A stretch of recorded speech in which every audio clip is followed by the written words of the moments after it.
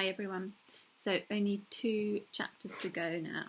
This is chapter 46 and chapter 47 is only about 1 page long. Let's see how far we get. Chapter 46. Colleen's mother told everyone to find a partner for the 3-legged race. Geoff and Colleen looked nervously at each other. Judy and Betty paired up. They stood side by side with their arms around each other's shoulders as Mrs. Verigold tied their inside legs together. Laurie and Melinda became another team. Bradley thought they looked funny, since Melinda was almost twice Laurie's size. Amy and Dina looked even funnier. Since they were both dressed the same, they looked like a 2-headed monster, except, of course, he didn't believe in monsters. Karen suddenly realised what was happening. If Geoff and Colleen had become partners, it meant she'd have to be partners with Bradley. So, Geoff said to Colleen, who's your partner? No one yet, said Colleen. Who's yours? No one yet. Colleen's mother stepped in and paired up the final 2 teams. She didn't think it'd be proper for a boy and a girl to have their legs tied together, so she made Geoff and Bradley one team and Colleen and Karen the other. Bradley was glad that he and Geoff were finally on the same team. Colleen and Geoff were happy with the teams too. As much as they liked each other, they weren't quite ready to put their arms around each other and tie their legs together. Karen was the only one who was disappointed. She thought it would have been exciting to be partners with Bradley. The 5 teams lined up. It wasn't a relay race. Each team would go at the same time. They had to run past the tree to the fence, then back. Don't try to run too fast, Geoff cautioned. The most important thing is that we keep together so we don't fall down. Bradley nodded. On your marks, said Mrs. Verigold. Get set, go. They took 2 steps, then tumbled to the ground. As they tried to get up, they kept pulling each other back down. At last they stood up together and started after the others. Inside, outside, outside. Geoff directed as they moved their legs in unison. The other teams took a long time turning around at the fence. When Geoff and Bradley reached the fence, they simply fell down again and stood up facing the other direction. It was quicker that way. Amy and Dina were just ahead of them. Amy tried to go to the left of the tree as Dina tried to go to the right of it. They smashed into it. Inside, outside, said Geoff as he and Bradley charged around them. Karen and Colleen were in the lead when they suddenly stumbled and fell on their faces. Judy and Betty tumbled over them. Laurie and Melinda had to stop and turn to avoid the pile. Geoff and Bradley charged outside, now in first place. Inside, outside, called Geoff. But they must have missed a beat somewhere, because when he said inside, they moved their outside feet. And when he said outside, they moved their inside feet. Hey, Bradley, you're going the wrong way, yelled Laurie. Whoa! Amy and Dina dived across the finish line in first place, just ahead of Laurie and Melinda. Geoff and Bradley crawled across in third. Judy and Betty, Karen and Colleen remained tangled together on the grass.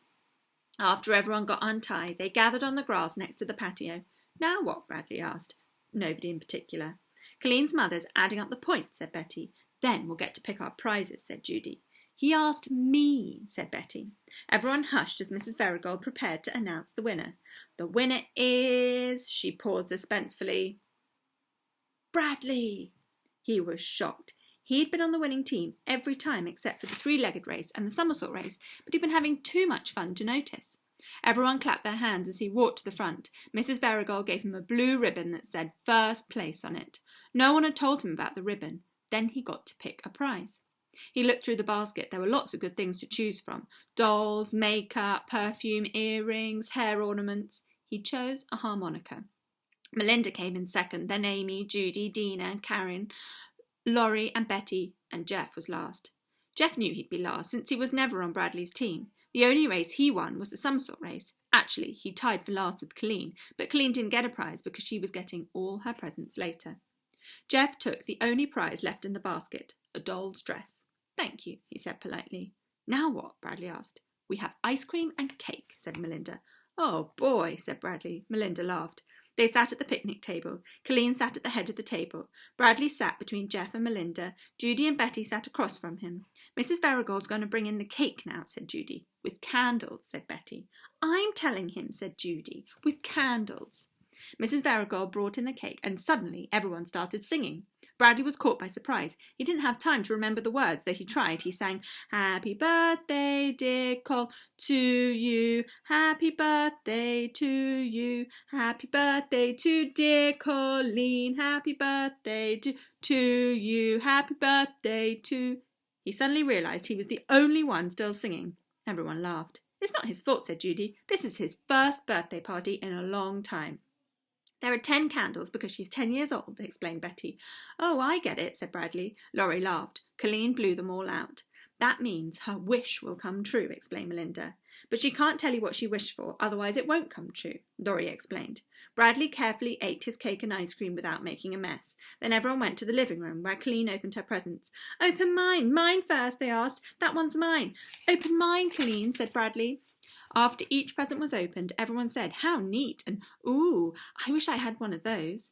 Bradley said those things too, and he meant what he said, although most of the gifts were all things he never would have wanted.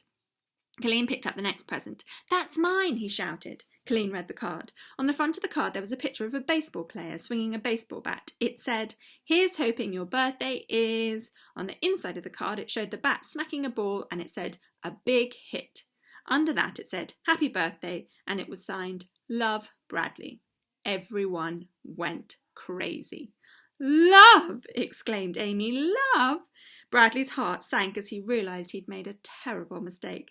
Bradley's in love with Colleen, said Dina. Ooh, Bradley, said Judy. When are you getting married? Teased Laurie. Shut up, Karen shouted. Everyone stopped talking and looked at her very surprised. Big deal, said Karen. You're all so immature. Colleen tore off the wrapping paper and looked at Bradley's gift. Her mouth dropped open. She showed it to everyone. Wow, said Laurie. Let me see, said Amy. It was a replica of the human heart. They could see all the blood vessels, the aorta, all the capillaries, the heart valves opened and shut. It could be taken apart and put back together again. How neat, said Melinda. I wish I had one of those, said Betty. Bradley smiled proudly. He felt happier about the fact that Colleen liked his present than about coming in the first place. But of course, he knew all along she'd like it. Carla had told him to give her a gift from the heart. Colleen opened the rest of the presents. Then everyone went home. Jeff and Bradley left together. It was still light outside, although the street lights had come on. So, asked Jeff. Wasn't that fun? Exclaimed Bradley. It was the most. At first, when I gave Colleen her present and she asked me what it was, I almost told her, and then I was the only one sitting at the table. My boy must be hungry, but the race has started and everyone got points, even the losers. Only next time, I won't sign it Love. Karen's a good somersaulter. Chicken's a funny name for a dog. Maybe if they get a chicken, they'll name it Dog. He blew into his harmonica. The doll's dress dangled from Jeff's hand. That's the end of chapter 46. I'll save the very last chapter, chapter 47, for next time.